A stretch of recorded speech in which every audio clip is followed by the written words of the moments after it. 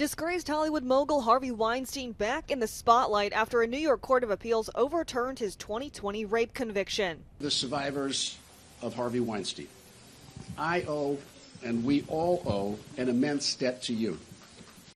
Weinstein was convicted of sexual crimes against 2 women in New York and sentenced to 23 years behind bars. But in a 4-3 decision, the New York Court of Appeals overturned that verdict for egregious errors and finding the judge erroneously allowed women who weren't part of the case to testify.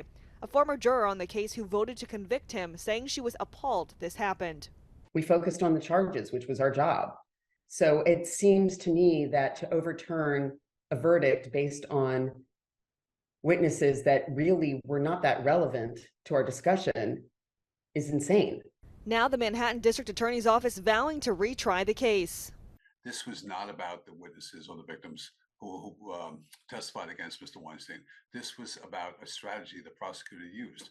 Weinstein was formerly considered one of the most powerful men in Hollywood, accused of using that power to sexually harass or assault actresses, claims he denied. More than 80 women have come forward with their stories, including actresses Gwyneth Paltrow, Uma Thurman, Rose McGowan, and Ashley Judd, who told the BBC.